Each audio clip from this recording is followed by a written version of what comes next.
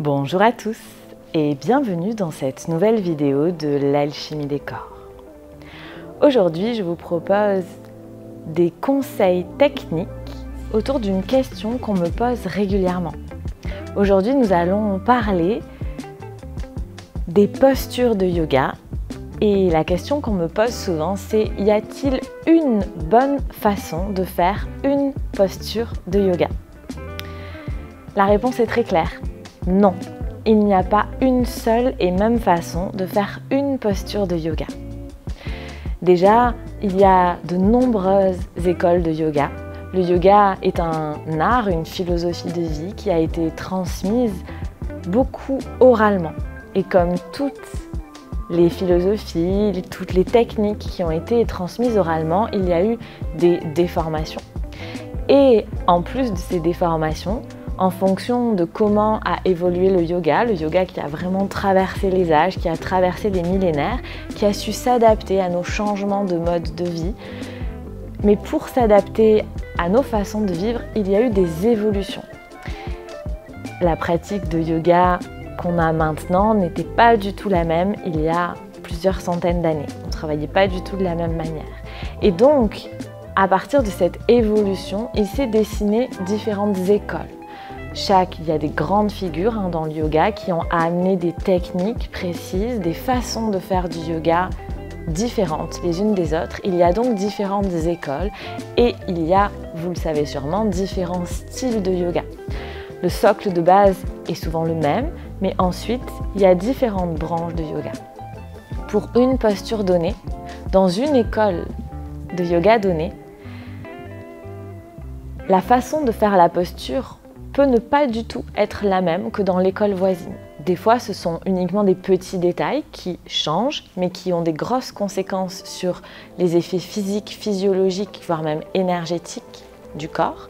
Des fois, ce sont vraiment des choses importantes qui changent. Donc déjà, en fonction des écoles de yoga, en fonction de l'évolution qu'a eu le yoga, pour une seule et même posture, on ne va pas tout à fait la faire de la même manière.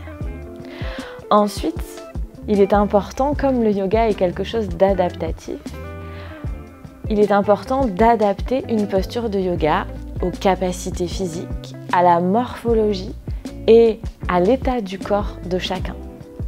Forcément, quelqu'un qui fait du yoga depuis très longtemps, qui a beaucoup de souplesse, qui a un corps qui est très débloqué, qui a beaucoup de force aussi, parce que souvent on associe yoga à la souplesse, mais peut-être que vous en êtes rendu compte, le yoga c'est vraiment cet équilibre entre force et souplesse. Il y a beaucoup de notions de renforcement dans le yoga.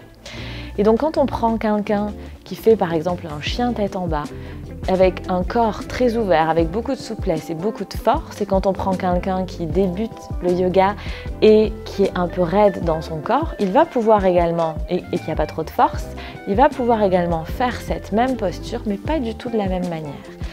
Donc l'esthétique de la posture ne sera sûrement pas le même pour deux types de personnes qui ont une expérience dans le yoga différente, mais c'est également vrai pour deux types de personnes qui ont des morphologies très différentes. Nous avons tous des corps différents et c'est là que l'œil du professeur vient vous aider en fonction de votre morphologie, à savoir adapter la posture pour qu'elle soit correcte pour vous. Je vais revenir sur cette notion de posture correcte. L'esthétique ne sera également peut-être pas le même dans une posture donnée pour une personne qui est en bonne santé et une personne qui a par exemple des problèmes d'épaule. Quelqu'un qui a un problème d'épaule ne va pas faire une planche de la même manière que quelqu'un qui a aucun souci dans ses épaules. Donc l'esthétique vraiment de la posture ne sera pas le même. Donc quand je regarde deux personnes faire une même posture, il est normal de ne pas jouer à copier-coller, mais d'avoir des erreurs, comme quand vous savez dans les jeux là où on fait chercher l'erreur entre deux images. Ce ne sont pas des erreurs, ce sont des adaptations des postures en fonction de la capacité de la personne, de la force, de la souplesse, en fonction de sa morphologie et en fonction de son état physique, des blessures, des choses des histoires de vie du corps. Et alors comment je sais que je suis dans une bonne posture de yoga? Une bonne posture de yoga, pour moi, c'est une posture dans laquelle je sens que je travaille, dans laquelle je sens qu'il se passe quelque chose. Une bonne posture de yoga, c'est une posture qui m'oblige à être présent à mon corps, à sentir ce qu'il se passe dans mon corps, à rester avec lui, qui bloque mon mental dans l'instant présent. C'est vraiment une des idées du yoga. Et une bonne posture de yoga, c'est une posture dans laquelle je sens que je n'ai pas de douleur particulière. Et c'est aussi une posture qui ne déclenche pas de douleur dans les, on va dire, un peu plus de 48 heures après la séance. Il est normal, ça arrive même souvent, c'est plutôt bon signe d'avoir des courbatures quand on fait du yoga. J'ai une vidéo à ce propos sur la chaîne YouTube. Mais les courbatures ou les douleurs, si elles restent plus de 48 heures, c'est qu'il y a quelque chose qui ne s'est pas bien passé. C'est ce qu'on dit en général. Donc une bonne posture de yoga, c'est une posture dans laquelle je sens que je travaille, qui correspond à mon corps, à ma morphologie, à mes capacités physiques, qui est adaptée suivant mes problèmes de corps, suivant l'histoire de vie de mon corps. Et c'est une posture qui est productive, c'est-à-dire qui me fait du bien, dans laquelle je me sens bien pendant la posture, mais également après, que je sens un mieux dans mon corps. Voilà, j'espère que c'est un petit peu plus clair pour vous, qu'on a réussi à démystifier ce côté de il y a une bonne façon de faire une posture de yoga.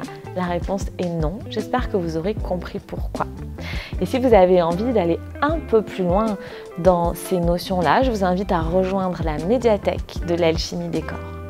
La médiathèque, c'est ma plateforme de cours de yoga en ligne où on trouve des cours de yoga en vidéo suivant différents styles, mais aussi des conseils techniques, des notions de base sur l'alignement postural, mais aussi justement des notions sur comment j'adapte une planche quand j'ai mal à mes épaules, comment j'adapte un 4 pattes quand j'ai mal à mon genou, comment je trouve cette bonne posture pour moi.